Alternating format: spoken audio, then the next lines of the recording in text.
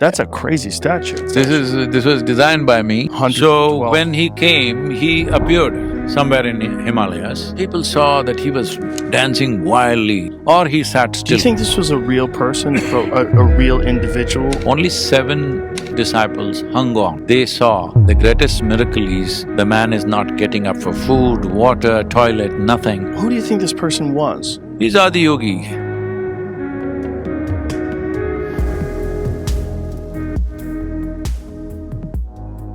This happened over 15,000 years Right. ago. The first yogi, he is referred to as the Adi Yogi.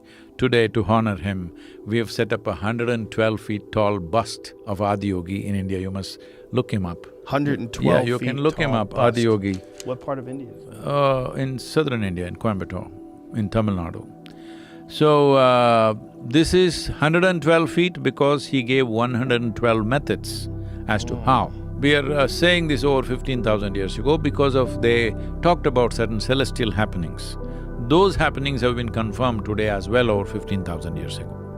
And we have iconographic proof of something like 12,400 years. Yeah, that's Adi. Whoa, 112 feet tall. great hair. That's a crazy statue. Yeah, this was How designed… old is that statue? This was designed by me and built by all volunteers inside the center. Really? Yeah. So is that a building? So can you go This is- inside of that? You can go inside, but there's no building inside because it's metal, it gets very hot inside. Oh, beautiful. The idea was when I designed this, it took me 2.5 years to design this face. You're not seeing the face very clearly. Let's see if you can get a picture where the face is clear. It's very Yeah, beautiful. maybe, yeah. So I wanted intoxication, stillness and exuberance on one face. So it took me 2.5 years to design this face. What do you think? It has think- these qualities? I think you nailed it. And how was this constructed? This is all metal? It's all metal. How was it made? So, we made this, it took us some 680 tons of steel. Now we are doing another one near Bangalore, the same one, but now we are doing it with almost 170 tons less because now we've figured out the design much better. Oh, wow. That's incredible though. I mean, it really is gorgeous. And that's all, is it welded together? Like Yeah. how is it?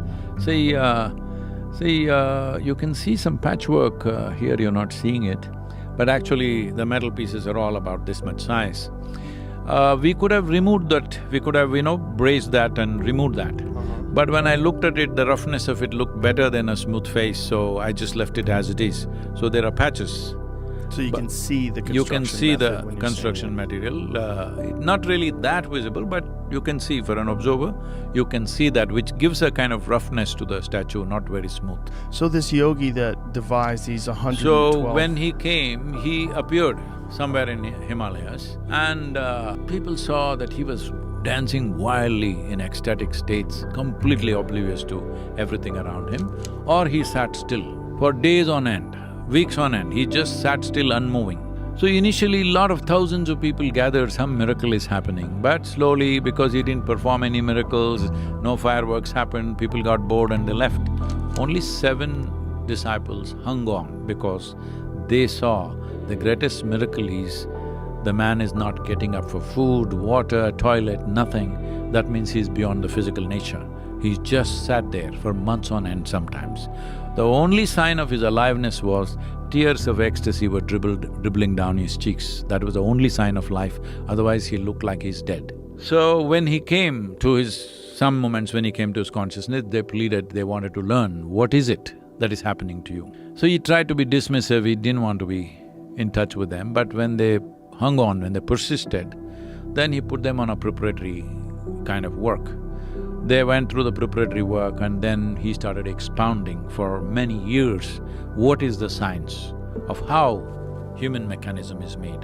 Who do you think this person was? He's Adi Yogi. They called him… because he never introduced himself, they called him Yogi because he was the first one, they called him Adi Yogi. Adi Yogi means the first yogi. And he is also referred to as SHIVA. SHIVA means one who is not, that which is not. In the sense, see today modern science is speaking in these terms, in an atom for example, over 99% of it is empty space. There is proton, neutron, electron, all that covers less than 1%. 99% is empty space. So it is in the cosmos, 99% is empty space. So if you transcend your physical nature, you become a Shiva. That means you are nothing. But nothing is the most powerful dimension of the existence because it is in the lap of the nothingness, everything is happening.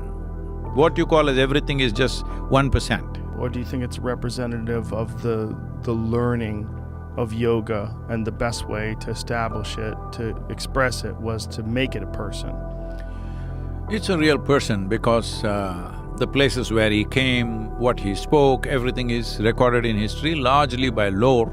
Today people are trying to write it down in books because in India, we don't believe in scholarship, we believe in experience, inner experience.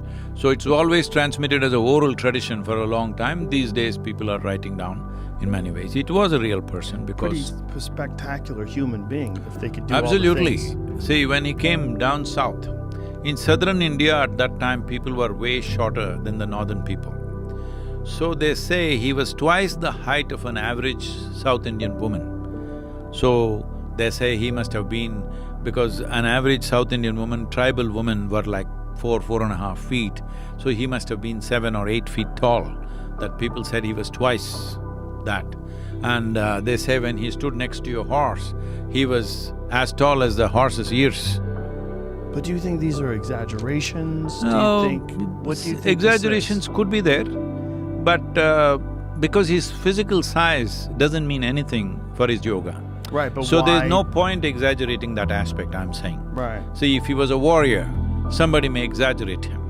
But for a yogi, what is the point making him a big guy physically? Just to make him divine, so No, physically unique. that is the whole thing. See, in India, the Indian culture has only spiritual paths. There is no real religion per se, because a religion needs a belief, all right? Spiritual process needs a quest, a seeking. If you are on the spiritual path, we call you a seeker. If you ascribe to religion, we call you a believer, all right? Belief means something that you do not know. Because an authority speaks, you believe that. It could be your father who says that this is the truth and you believe him as a child, then it may be a priest, then it may be somebody bigger, or it may be in a book. You believe it because it comes from an authority. But the nature of that culture, the Eastern culture, is there is no authority for us. Truth is the only authority. Authority is never the truth. So that is the essence of Eastern mysticism and Eastern spirituality, that it is… you're always a seeker, never a believer. So you think that yoga just emanated from this one incredibly unique human being that was larger than everybody else, that had supernatural abilities, that existed 15,000 years ago? No. See, now you're making a superhuman being out of somebody. But No. making an 8-foot tall person who can No, go for you days see, on end without drinking there have water. there have been people like that, all right, in every culture. There have been physically people. large people, but his physical size has nothing to do with his capabilities. Right, but Because the capabilities are super physical too, aren't they? No. See, this is what it's about. Yoga is not about being superhuman. Yoga is about realizing being human is super. That's what is important.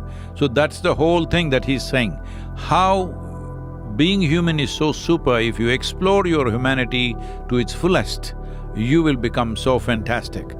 Being a human being itself is a fantastic feat. You don't have to act like a superhuman being. He did not perform any miracles, he did not do anything.